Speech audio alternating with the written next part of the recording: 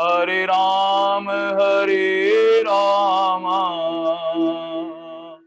राम राम हरे हरे, हरे कृष्ण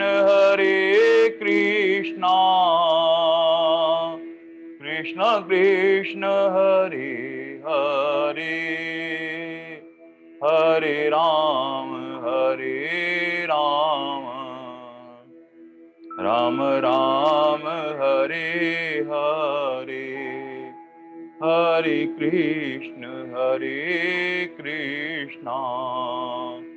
कृष्ण कृष्ण हरे हरे, हरे राम राम राम हरे हरे, हरे कृष्ण कृष्ण कृष्ण हरे हरे। ओम श्री परमात्मे नमः। वसुदेव सुतं देवं कंस चाणूरमर्दनम् देवकी परमानन्दम् कृष्णं वन्दे जगद्गुरु। अजो अपि सन्न्यवात्मा भूतानामीशरोऽपि सन् प्रकृतिं स्वामिधिष्ठाय सम्भवामि आत्मया यदा यदा हि धर्मस्य ग्लानिर्भवति भारत अभ्युत्थानम् अधर्मस्य तदात्मानं सृजाम्यहं परित्राणाय साधूनां विनाशाय च दुष्कृतम् धर्म संस्थापनार्थाय संभवामि युगे युगे जन्म कर्म च दिव्य एवं यो वेति तत्तः तत्तदेहं पुनर्जन्म नेति मामेति दोजनम् वीतराग भय क्रोधा मन्मया मामुपाश्रित बहो ज्ञान तपसा भूता मद्भावमागधा वसुदेव सुतं देवं कंस चाणूरमर्दनम् देवकी परमानन्दम् कृष्णं वन्दे जगद्गुरु। श्रीकृष्णं वन्दे जगद्गुरु। हे नाथ, हे मेरे नाथ, मैं आपको भूलूं नहीं। हरि शरण। अनंत कोटि ब्रह्मांड नायक परापर परब्रह्म परमेश्वर भक्त वांछा कल्प तरु शरणागत वत्सल भगवान श्री कृष्ण की महती करुणा कृपा से हम भगवान के मुसरित से निश्रित वो दिव्य वाणी जिसको सुनने मात्र से जीव का कल्याण हो जाता है। वाणी की एक अद्भुतता है कि जैसे जैसे ये वाणी सुनता है साधक निष्ठा के साथ में एक सहज शांति का अनुभव करने लगता है। धीरे धीरे भगवान की कृपा होती है और भगवान की कृपा से फिर मनन चिंतन होने लगता है और जो जो मनन चिंतन होने लगता है तो उसको एक सुखानुभूति होने लगती है।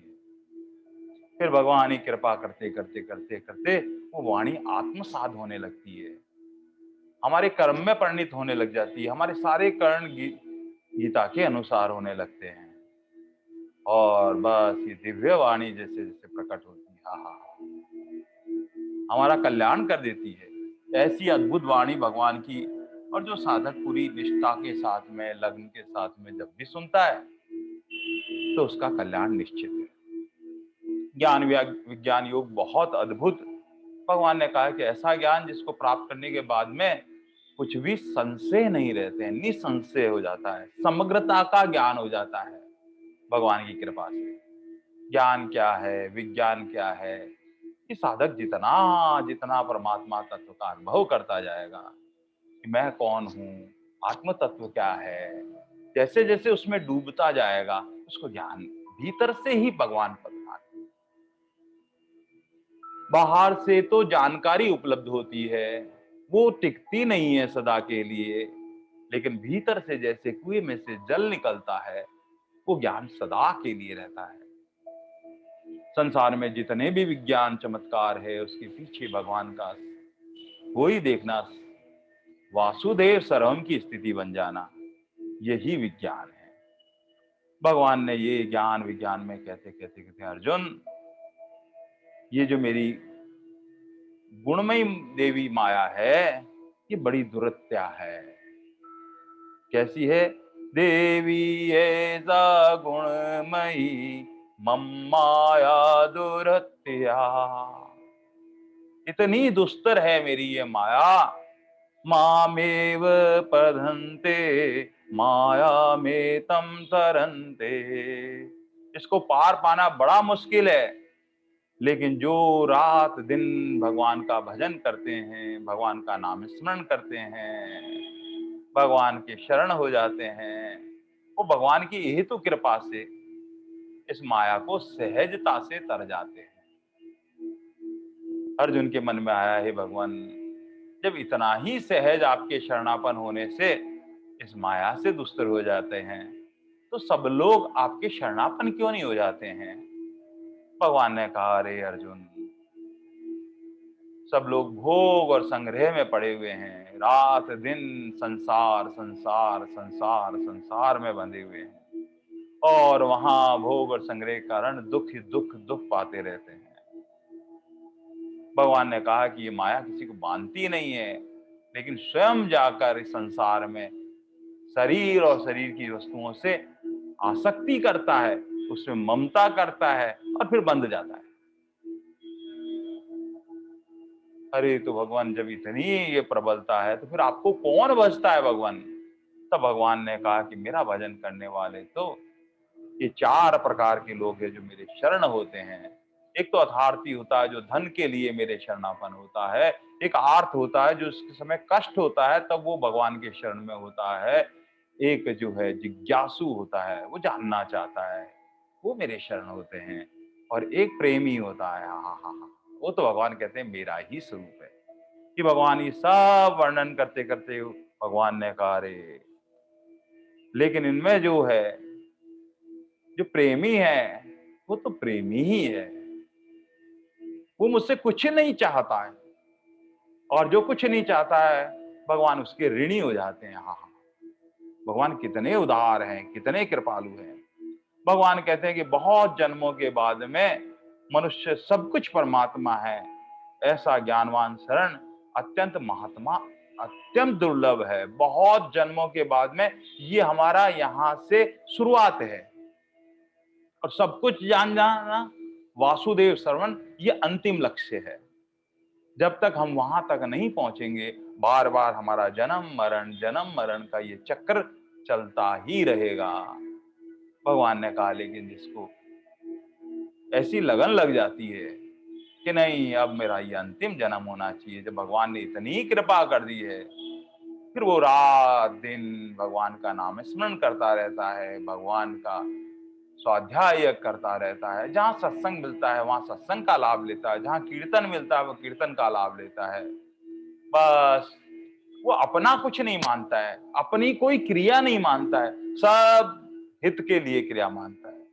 हे भगवान, जो ये मनुष्य शरीर दिया है ये मुफ्त का चंदन है। जैसे मंदिर में जाते हैं तो वहां क्या एक चंदन रखा रहता है, पता नहीं किसने वहां पर रखा हुआ होता है, लेकिन हम जब जाते हैं तो उसको खूब घिसते हैं, खूब घिसते हैं, खूब घिस के फिर शंकर भगवान के लगाते हैं, सब देवी देवताओं के लगाते हैं। अरे इतना चंदन घिस रहे हो? अरे मुफ्त का चंदन है, जितना घिस के लगा सको उतना आनंद आता है। बस ये भगवान का दिया हुआ शरीर ये मुफ्त का चंदन है। कुछ भी करना अपने लिए शरीर से है, परिश्रम है, पुरुषार्थ है, जो कुछ है, लेकिन जब हम दूसरों के हित के लिए करते हैं कर्तव्य क्रम से, आप कितना भी करता है, कितना आनंद की ऐसा रहता है, लेश मात्र भी ऐसा भीतर से ऐसा अनुभव नहीं होना चाहिए कि कि मैं अपने स्वार्थ के परायण कर रहा हूँ, जिससे किसी का हित होता रहता है। तो भगवान ये इतनी दिव्य बात है, तो सब क्यों नहीं समझ जाते हैं भगवान? तब भगवान कहते हैं, अरे अर्जुन, अप्राप्त को प्राप्त करने की इच्छा कामना कहलाती है। संयोग जन सुख की कामना, ये कामना कहलाती है। ऐसा हो जाए तो मुझे सुख मिल जाए, ऐसा हो जाए तो मुझे ऐसा लगे, ऐसा हो जाए तो मेरे शांति आ जाए। जब तक संसार में ऐसा ऐसा ऐसा ऐसा होता जाए, ऐसी इच्छा भीतर रहेगी, सुख के साथ में दुख चिपका रहेगा। जैसे सिक्के के एक पहलू में हेड होता है, दूसरे में टेल रहता है। जैसे दिन होता है, वैसे ही रात रहती है। जब तक कहीं अपने लिए करेंगे, इतना शरीर मानकर करेंगे, शरीर से जुड़ी हुई जिन लोगों से ममता करके जब करेंगे, तब तक कामनाएं समाप्त नहीं होगी। और कामना जब तक समाप्त नहीं होगी, तब तक सुख, शांति और आनंद की अनुभूति नहीं हो सकती। धीरे धीरे धीरे जो प्राप्त है सो पर्याप्त है, ऐसी भीतर से अनुभूति होने लग जाए। ठाकुर जी ने खूब कृपा कर रखी है। जब हम अपना शरीर ही नहीं मानेंगे, तो जो मिला हुआ है सो पर्याप्त ही लगेगा।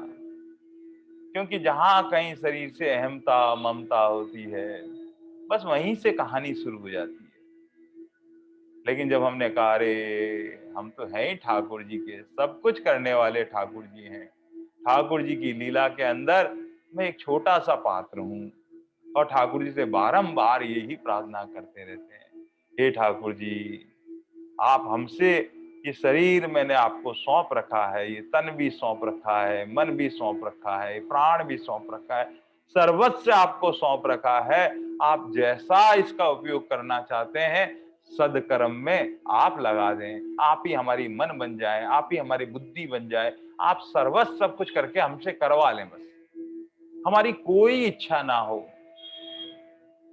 भगवान ने कहा कि ऐसा प्यारा जो महात्मा होता है, वो तो बिरला होता है। लेकिन सबकी अर्जुन ऐसी स्थिति नहीं होती है। तो अर्जुन कहता है, भगवान ऐसी स्थिति क्यों नहीं होती है? अरे अभी कहा ने कामनाओं के वशीभूत ऐसी स्थिति नहीं होती है, बहुत सारी इच्छाएं होती है। और संयोगजन सुख चाहता है, और इनकी पूर्ति किनसे चाहता है? अनेक प्रकार के देवी देवताओं से चाहता है। देवी देवताओं को भगवान ने एक सीमित पावर देकर भेजा हुआ है। भगवान के पास तो असीम अगाध बल और सामर्थ्य है, सब कुछ है। लेकिन जिस प्रकार एक राज्य को चलाने के लिए राजा के पास सर्वस्व पावर होती है, और उसके पास में मंत्री के पास में उससे कम पावर होती है, उसके नीचे और जो होते हैं उनके पास में और कम पावर होती है, और कम होती होती होती होती जो लास्ट में दरबान खड़ा है, उसके पास में भी एक छोटी सी पावर होती है।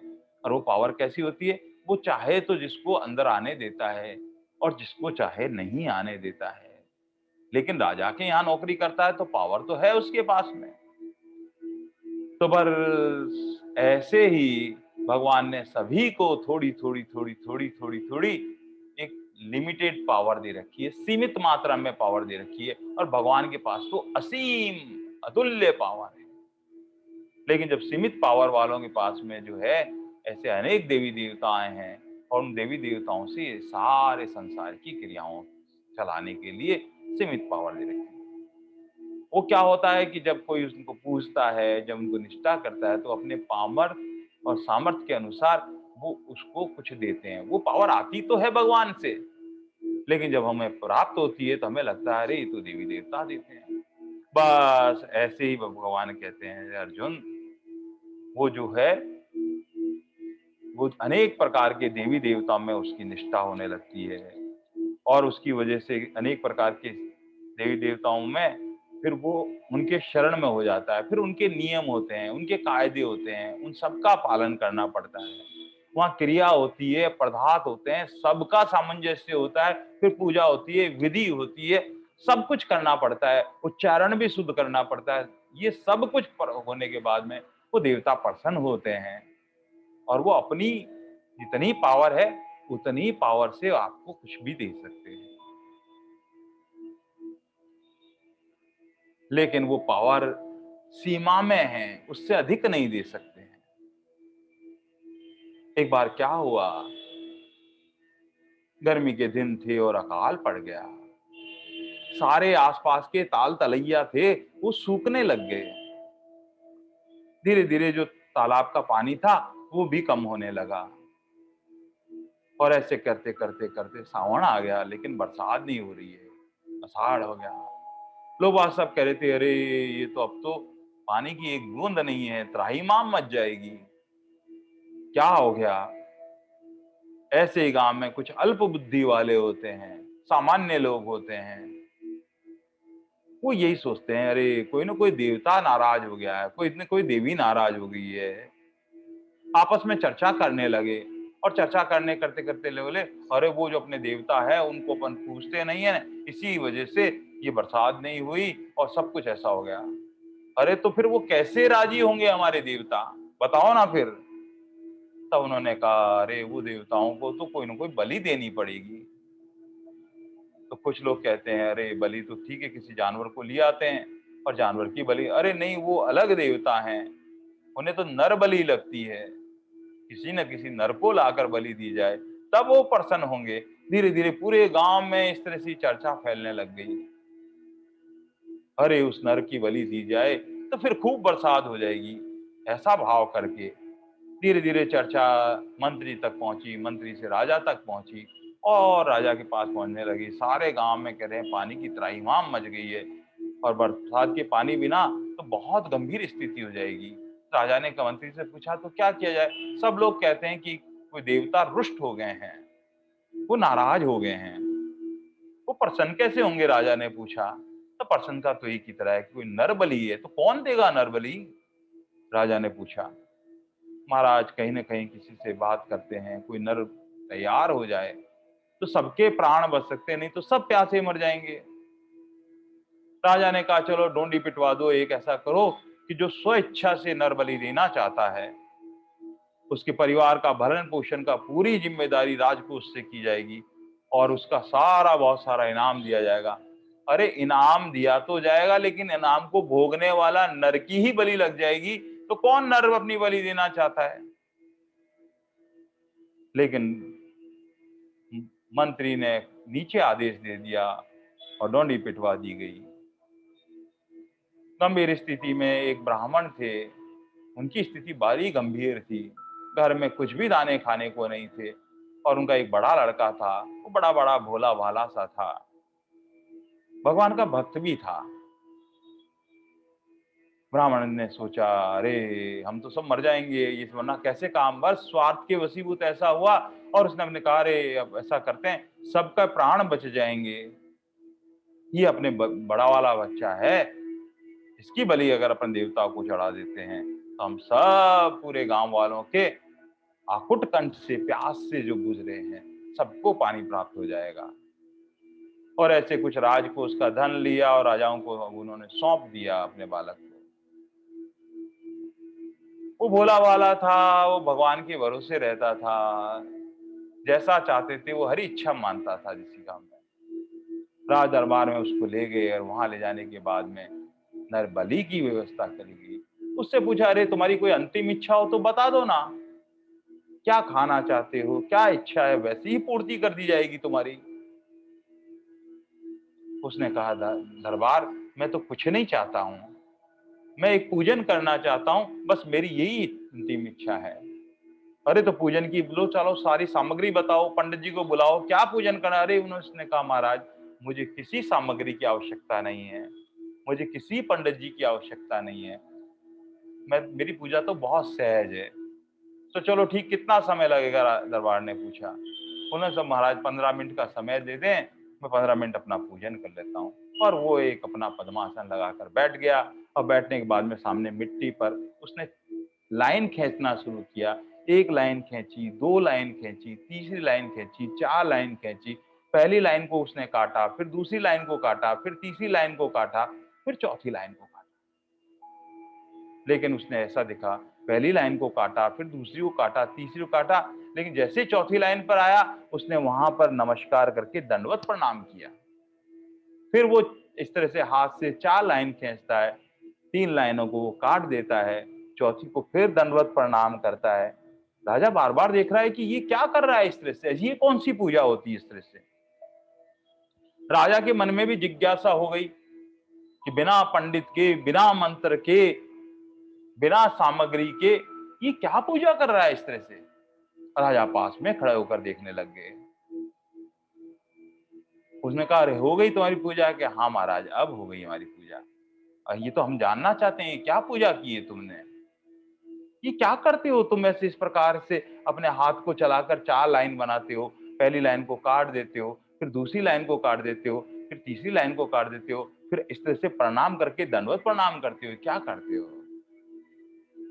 बड़ा भोला भाला जो ब्राह्मण का बालक था उसने कहा, महाराज पहले इस शरीर के प्राण रक्षक माँ बाप होते हैं, लेकिन मेरे पिता ने अपने स्वार्थ के वशीभूत होकर मेरे प्राणों को बलि चढ़ाने के लिए आपको राज के लोगों को सौंप दिया। उनसे क्या उम्मीद की जाए। तो ये पहली लाइन मैंने इसलिए काट दी महाराज। अच्छा, तो ये दूसरी लाइन का क्या अर्थ है? बोले, जिसका कोई नहीं होता है, माँ बाप भी नहीं होते हैं, उसका तो राजा होता है, उसका तो दरबार होता है, लेकिन आप ही जब प्राण लेने के लिए तत्पर हो जाएं तो फिर कौन रक्षा करेगा मेरी। और ऐसी स्थिति में मैंने ये दूसरी लाइन भी काट दी, क्योंकि अब राजाओं से भी कोई भरोसा नहीं रहा। आप मेरे प्राण रक्षक नहीं बन सकते, आप तो मेरे नर बलि चढ़ाना चाहते हैं।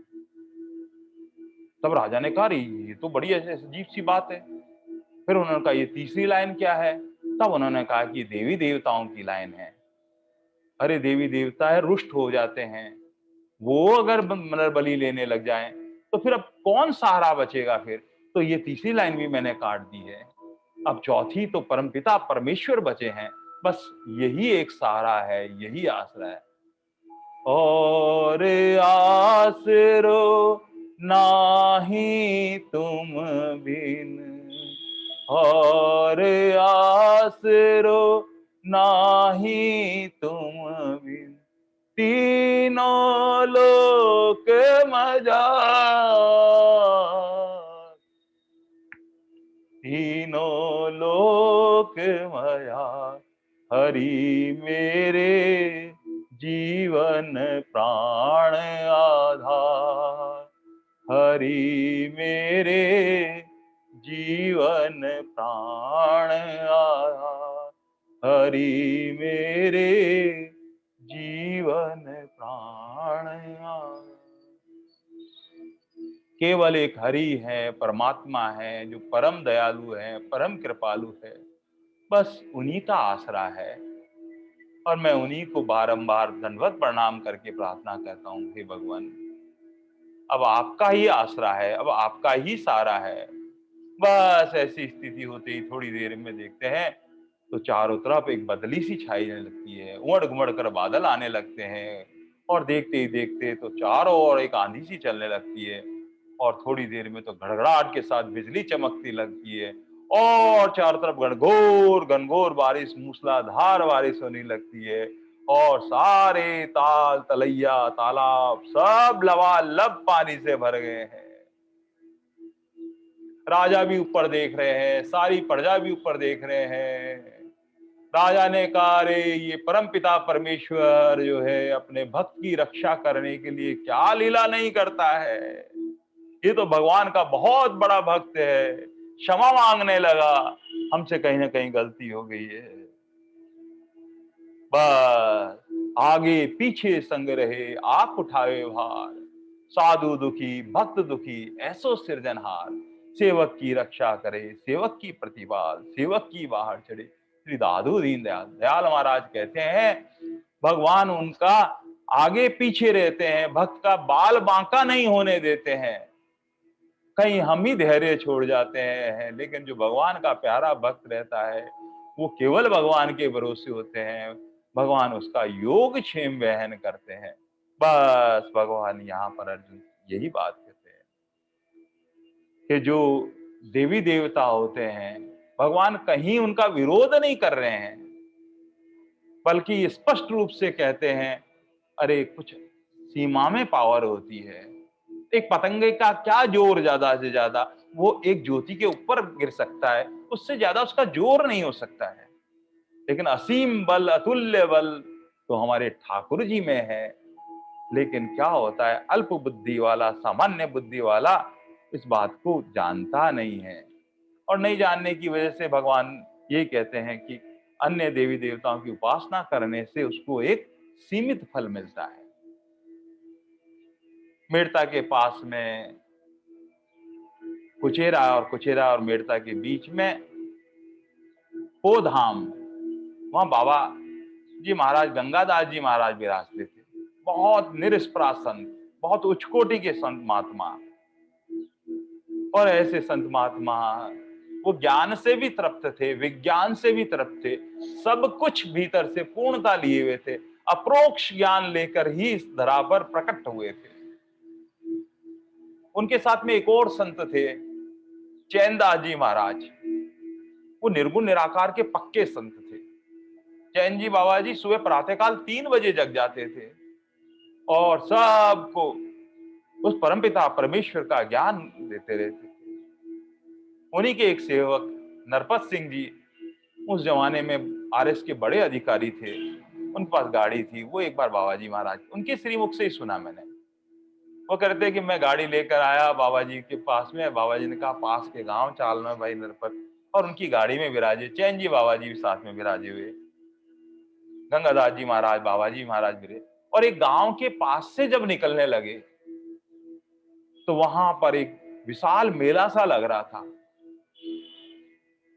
तब बाबा जी महाराज ने कहा, अरे नरपत देख क्या भीड़ लाग रही है, इतनी भीड़ कैसे हो गई है।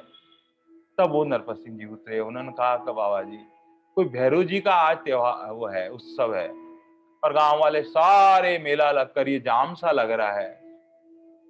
तो वापस आए और जब कहा तो बाबा जी महाराज ने कहा, अरे नरपत, भैरव जी बाबा जी को अगर उत्सव हो रहा है, आपने एक नारियल चढ़ाया भाई। और ऐसा भाव करके जब तक बोले कि ड्राइवर से कहे गाड़ी धीरे धीरे निकाल लेगा, आपा जब नारियल चढ़ा और आपा भी फिर आगे बैठ जाओ, ऐसा भाव करके वो वहां पर उतर गए बाबा जी महाराज नरपत सिंह जी के साथ में। और वहां जाकर नारियल प्रसादी चढ़ के प्रणाम करते हुए और वहां से थोड़े से आगे निकल गए। आगे निकलकर जैसे ही गाड़ी में बैठे, बैठते ही चैन जी बाबा ने कहा, बाबा जी आप भी कहीं इतना अप्रोक्ष ज्ञान लेने के बाद में कहाँ ये भैरव जी को और इस तरह से देवी देवताओं को आप पूछते हो। तब बाबा जी महाराज ने कहा, अरे चैन जी बाबा, अपने एक केवल प्रणाम करने से, एक श्रद्धा से नारियल चढ़ाने से, निष्काम होकर करने से कोई प्रसन्न हो जाता है तो अपना क्या जाता है। पता ही कौन है, उस परमपिता परमेश्वर के दरबार पर ये सबसे पहले मिलते हैं। और जब वहां पहुंचेंगे तो यही भगवान तक नहीं पहुंचने देंगे। और आज हमारा प्रणाम किया हुआ निष्काम भाव, कोई चाहना नहीं होते हुए जब हम प्रसन्नता से केवल नमस्कार करेंगे तो हमारे लिए दरवाजा खोल के भगवान के शरणापन होने के लिए हमको आगे बढ़ा देंगे। बस ऐसे ही सभी देवी देवता, कहीं ठाकुर जी ने कहीं विरोध नहीं किया है देवी देवताओं का। मूल बात यह है कि कामनाएं नहीं होनी चाहिए, सूक्ष्म छोटी छोटी कामनाएं लेकर। और कामना भी क्या होता है, कहीं समृद्धि की आवश्यकता होती है, वहां तक ठीक है, लेकिन धीरे धीरे एक स्थिति ऐसी आना चाहिए जो प्राप्त है सो पर्याप्त है। जिन्हें ये इस बात का अनुभूत हो जाता है, उनके भीतर ज्ञान भी होता है, उनके भीतर विज्ञान भी होता है, वो पूर्णता लिए हुए होते हैं। ऐसे बाबा जी महाराज पूर्णता लिए हुए थे, उनको ज्ञान भी था, विज्ञान भी था, कहीं एक जगह अटकता नहीं है ज्ञान विज्ञान वाला। वो निर्गुण निराकार में नहीं अटकता, वो सगुण साकार में नहीं अटकता, वो उनसे ऊपर उठकर दोनों ही भगवान के स्वरूप मानता है और नित्य आनंद में रहता है। क्या द्वैत, क्या अद्वैत, ये सारे संसार का क्या संप्रदाय, क्या ये, अरे नाम रे सकल शिरोमणि नाम रे। जब नाम ही सर्वोपरि है, जो हमारे मन को, हमारी बुद्धि को जिस नाम में निष्ठा हो जाए और सारे नाम धुन बनकर भीतर जाकर हृदय से नाभि कमल तक वहां पहुंचकर सब वहां पर समाहित होने वाले हैं। ये भेद जब तक है तब तक ज्ञान नहीं है, तब तक हमारा पूर्ण विज्ञान भी नहीं है। इस सारे संशय को मिटाते हुए भगवान मूल बात यही कहते हैं, मुख्य बात यही है, जो भगवान होते हैं वो इतने उदार होते हैं, इतने कृपालु होते हैं, वो किसी पर शासन नहीं करना चाहते, वो किसी को गुलाम नहीं बनाना चाहते हैं, वो किसी को चेला नहीं बनाना चाहते हैं। भगवान बनाते हैं तो मित्र बनाना चाहते हैं। आहा, पारस में और संत में बहुत अंतर हो जान, एक लोहा कंचन करे, एक करे आप समान। आहा, जो संत महात्मा होते हैं, परमात्मा होते हैं, वो कैसे होते हैं, वो अपना जैसा बना देते हैं। पारस जो पत्थर है वो लोहे के संपर्क में आने पर लोहे को सोना बना सकते हैं, लेकिन दूसरा पारस नहीं बना सकते हैं। लेकिन संत महात्मा ऐसे कृपालु, ऐसे दयालु होते हैं, जो इस नर को नारायण रूप में लगाकर नारायण को प्राप्त करा देते हैं, उस आनंद के समुद्र को आनंद में मिला देते हैं, सारी जीव में माया को निवारण करके एक में एक कर देते हैं। ऐसे संत महात्मा होते हैं, ऐसे महात्मा होते हैं। और ऐसे हमारे राम जी, उनका प्यारा भक्त निषाद राज गुहा, भगवान ने उसको क्या बनाया, अपना मित्र बनाया, सदा याद करते रहते मित्र के रूप में। ऐसे भगवान का प्यारा भक्त साधक विभीषण, भगवान ने उनको दास नहीं बनाया, उनको अपना मित्र बनाया।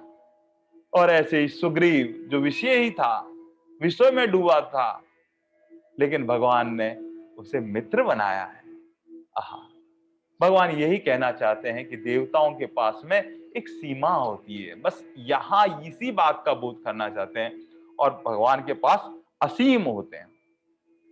लेकिन हम छोटी छोटी कामनाएं देवताओं से पूरी करना चाहते हैं, इसलिए इसका डोरा बांधते हैं, कभी यहां मंत्र लेते हैं। ये ठीक है, आप निष्काम भाव से करते हैं, बहुत अच्छा है, लेकिन कामनाओं के वशीभूत अनेक प्रकार के व्रत करना, ये करना, ये सब जो इनसे पार हो जाता है, वो उपवास करता। उपवास मतलब भगवान के पास में बैठकर भगवान का भजन करना, 5 ज्ञानेंद्रियों से, 5 कर्मेंद्रियों से, एक मन से, इससे एकादशी करता है।